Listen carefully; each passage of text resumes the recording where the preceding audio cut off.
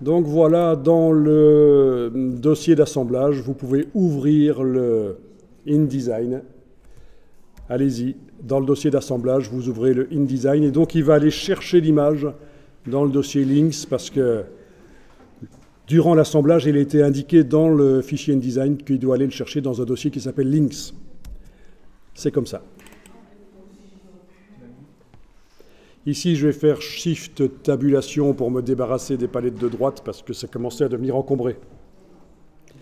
Donc, au niveau de l'image, il n'y a pas de problème, il l'a trouvé. Menu fenêtre, lien, même chose qui me montre le nom de l'image. Il l'a trouvé. Alors, c'est une image JPEG. À un certain moment, vous verrez qu'on a vraiment intérêt dans InDesign à utiliser des images au format Photoshop, donc .psd à la place de .jpeg, ça va vous donner plus de possibilités au niveau de la retouche. Vous pourrez faire de la retouche non destructive, alors que si vous voulez modifier le JPEG, ce sera de la retouche destructive. Donc le PSD, c'est intéressant, format Photoshop. Il n'y a aucun problème d'utiliser du format Photoshop dans InDesign. Alors, affichage, performance d'affichage, affichage de qualité supérieure, vous vous souvenez? Voilà. Donc, on continue un peu la manipulation des images ici. Avec la flèche noire, vous pouvez double-cliquer sur le bloc pour entrer au niveau du contenu. Donc en principe, ça doit changer de couleur quand on double-clique avec la flèche noire. Ici, ça ne se voit pas trop, mais à mon avis, il l'a fait. Non? Il n'a pas fait. Ah, il a recadré. Ne me dites pas qu'il a recadré l'image. Il a recadré l'image au moment de l'exportation. Non, il n'a pas recadré l'image. OK. Donc ce que je voulais vous montrer, c'est que... Ah, c'est ça, voilà, je ne voyais pas les bords parce que l'image était très grande en fait. Bon, gros piège, hein. L'image est tellement grande que j'étais trop en zoom avant et je ne voyais pas les bords. Ils sont là. Donc, qu'est-ce que je voulais vous montrer? Ben oui, que quand on est avec l'outil de transformation manuelle, on a la possibilité, et même ici avec la flèche noire d'ailleurs, de tourner l'image dans son bloc. Et même chose que précédemment, si vous enfoncez une seconde, vous gardez enfoncé, quand vous tournez, vous voyez la totalité de l'image. Voilà. Là, on peut déplacer. On peut tourner. Ça peut être intéressant pour donner des effets de mise en page.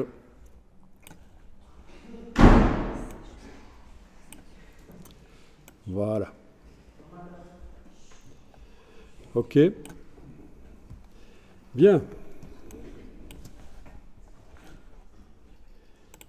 Et autre chose, là c'était en double-cliquant pour descendre au niveau de l'image, et vous avez vu le gros piège que j'ai eu, hein, quand je double-cliquais, je ne voyais pas les bords, mais en fait j'avais tellement agrandi l'image tout à l'heure que j'ai dû zoomer en arrière pour voir les bords dans la couleur négative du rouge, donc le couleur bleue.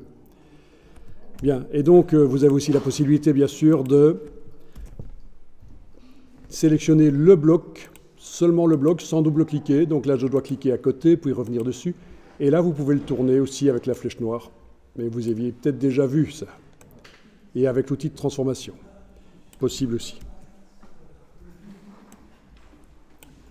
Donc l'outil de transformation, il est surtout utile quand on doit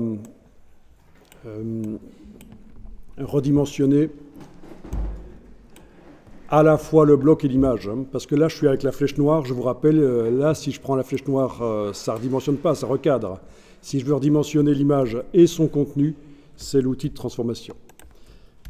Ça va, vous maîtrisez, vous comprenez, avec la touche Shift pour garder les proportions. OK.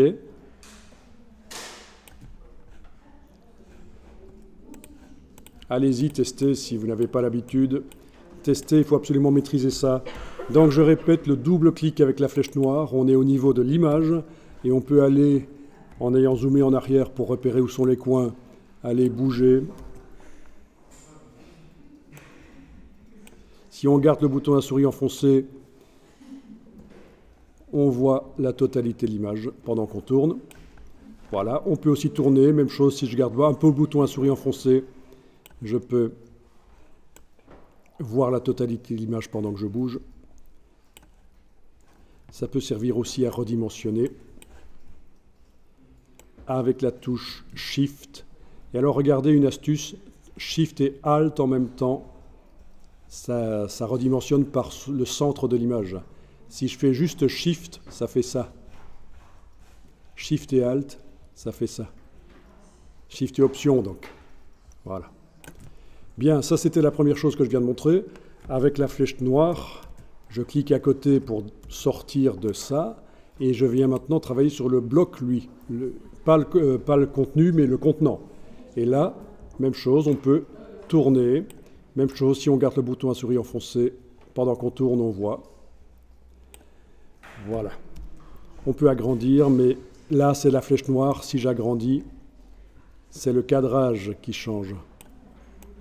Si je veux agrandir avec l'image à l'intérieur qui s'agrandit aussi, il faut que je prenne l'outil de transformation. Et donc, toujours touche Shift. On lâche le bouton à souris, puis la touche Shift.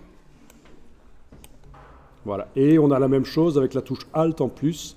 Ça le fait par le centre. Sans la touche Alt, c'est ça. Avec la touche Alt, la touche Option, c'est ça. Voilà. Donc un bon résumé là des manipulations d'images. Alors on va faire de l'habillage de texte, c'est-à-dire qu'on va faire en sorte qu'un bloc de texte soit superposé à l'image, mais soit repoussé par l'image. Ça vous dit quelque chose? Ah ben vous connaissez, sauf vous. Bon, hein, vous ne connaissez pas. Donc on va faire l'habillage de texte. Donc il va falloir, avec l'outil texte, ici, il va falloir créer un bloc texte en bas. Allez-y, créer un bloc texte, tracer un bloc texte. Le bloc texte, vous avez le curseur qui clignote. Vous allez le remplir de texte. Alors on pourrait aller copier un texte, un vrai texte qui vient du web, de Wikipédia ou autre, le générer par ChatGPT, on pourrait. Mais on va faire avec du faux texte ici. Oui, alors tu as raison, dans ce cas-ci, on ne travaille pas en fait sur le calque texte parce qu'on veut que le texte interagisse avec l'image et donc le texte va être sur le calque image flottante, oui. Il ne peut pas être sur l'autre calque. Si, ça pourrait fonctionner. Ça pourrait fonctionner, oui, bonne remarque. On va le transférer après, quand on aura rempli, on va d'abord remplir, puis on va le transférer dans l'autre calque, et ça peut marcher, même si ils sont sur deux calques différents. C'est vrai, gardons de l'ordre. Ok, est-ce que vous voyez le curseur qui clignote dans votre grand bloc de texte? Oui. Oui, alors parfois ça récupère les paramètres qu'on a fait précédemment. Donc dans ton cas, c'est au milieu, tu dois aller dans le menu texte paragraphe déjà, vérifier que le texte est en alignement à gauche, pendant que le curseur texte clignote là. Voilà, on est en alignement à gauche. Et alors il y a aussi menu objet, option de bloc de texte. Il faut aller mettre à la place d'être en alignement vertical centré chez toi, il faut mettre haut. Voilà. Oui, ça c'est vicieux dans InDesign, il récupère parfois des caractéristiques des blocs qu'on a travaillés avant. Il vous faut donc le curseur en haut à gauche du bloc et vous faites un clic droit et vous allez demander de remplir avec le texte de substitution. Donc c'est du faux texte quand on fait une mise en page. Avant d'avoir le vrai texte, on peut utiliser du faux texte comme ça. Voilà. Ça va venir avec du faux latin, ça peut être modifié, on peut demander que ce soit autre chose que du faux latin, mais là, voilà, il vous a rempli avec du faux latin. Donc ça ressemble à du latin, mais ce sont juste des syllabes qui ont été mélangées.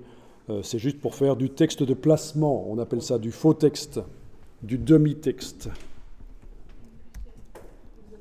enregistrez le document tant que vous êtes là, enregistrez sous, et enregistrez-le dans le dossier d'assemblage de jour 1 après-midi, ce n'est pas un problème, allez-y, dans le dossier d'assemblage, et tant que j'y suis, je vais changer donc le numéro à la fin. Donc on va continuer à bosser dans le dossier d'assemblage. Et après, avec le dernier document dans le dossier d'assemblage, on pourra refaire un nouveau dossier d'assemblage s'il faut. Donc voilà. En effet, le bloc là n'est pas sur le bon calque, il est sur le calque image flottante.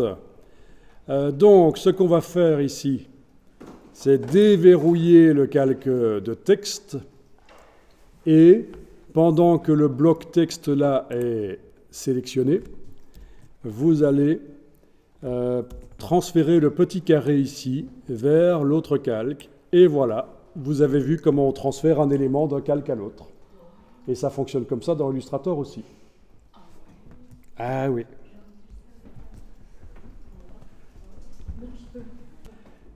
Voilà.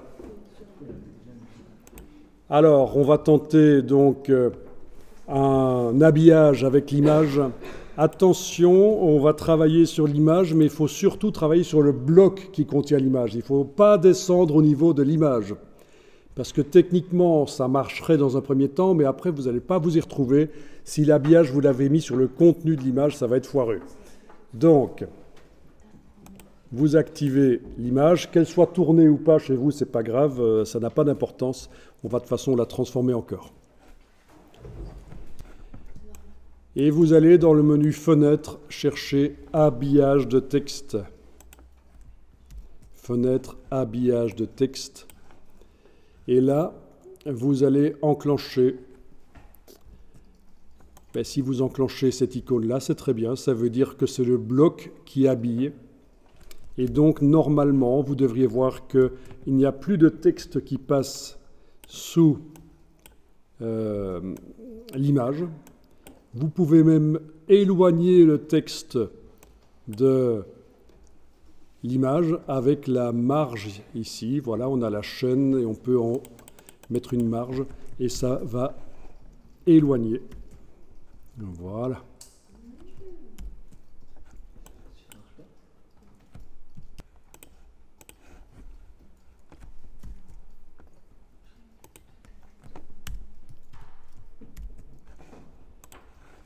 Bon, ça c'est sympa. Habillage de texte. Le reste, ne touchez pas encore, on y viendra, on expliquera ceci. Il y a des choses très intéressantes là-dedans, mais plutôt quand on a des images, des silhouettes qui habillent plutôt que des blocs. Là, c'est vraiment le bloc qui habille. Et là, ce sera quand on aura des silhouettes. Et ça va arriver assez vite, on va faire ça.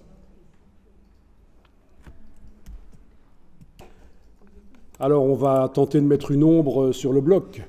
Alors, les ombres, c'est parfois un peu lourd visuellement, mais il faut faire attention à ne pas en abuser. Mais pourquoi pas, on peut tester ça. Donc, vous allez, en ayant le bloc sélectionné, vous n'avez pas à double-cliquer, vous êtes bien au niveau du bloc, le conteneur. Et vous allez chercher Objet, Effet, Ombre portée. Objet, Effet, Ombre portée.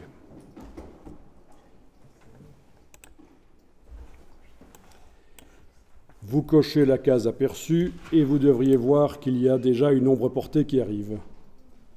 Alors en général, on dit pour l'impression du noir à 40%, c'est ce qu'il faut. Donc je vais taper ici 40, touche tabulation, et j'ai du noir à 40%. C'est une valeur qui marche pas mal.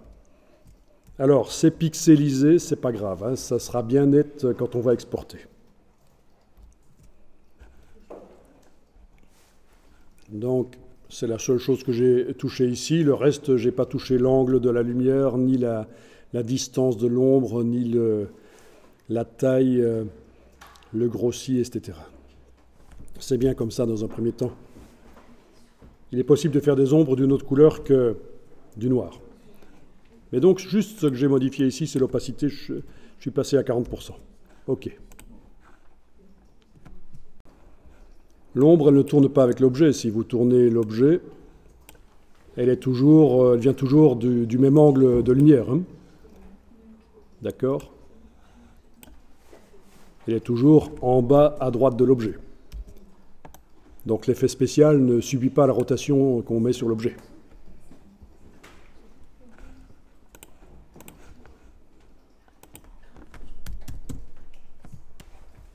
Bon, vous pouvez tenter de mettre un petit bord à l'image. Donc, pour mettre un bord,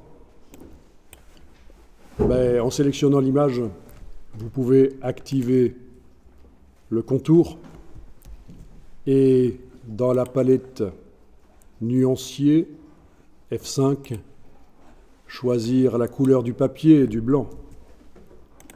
Voilà.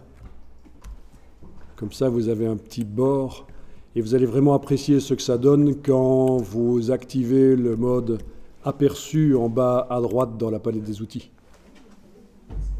Ça, c'est juste un petit bord. Voilà. Un petit contour blanc.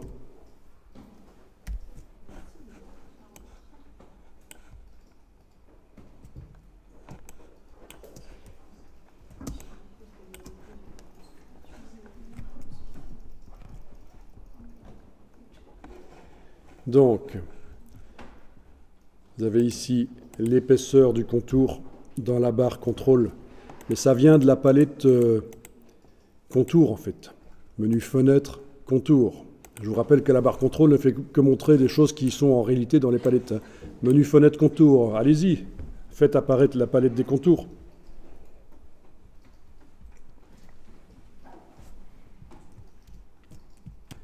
Est-ce qu'elle est bien grande comme ça ou est-ce qu'elle est plutôt petite comme ça? Plutôt petite, hein? Elle est grande, parfait. C'est parce que si elle est petite, il faut demander d'afficher les options. Voilà. Et donc là, vous voyez, vous avez la possibilité de faire en sorte que le contour soit à l'intérieur de l'objet. Donc là, je perds une partie de la photo qui est recouverte par le contour, ou à l'extérieur de l'objet, ou à cheval. Donc là, je perds un peu de la photo. Bon, tant qu'à faire, si vous ne voulez pas perdre une partie de la photo, mettez le contour à l'extérieur. Alignement du contour extérieur. Voilà. Ça, c'est les extrémités, mais c'est un objet fermé ici, il n'y a pas d'extrémité au tracé. OK. Vous voyez, on a les sommets, éventuellement. Là, ça marche aussi. Sur un objet fermé ou non fermé, ça marche. Mais ça, ce sera uniquement pour un objet non fermé, évidemment. Voilà, ce qui se passe chez toi, c'est que tu avais double-cliqué sur l'image et tu mettais l'ombre sur l'image à l'intérieur. Mais comme l'image est agrandie, l'ombre n'est pas visible. Voilà. Mais tu as réellement mis une ombre sur l'image à l'intérieur, mais ce n'est pas ce qu'il fallait.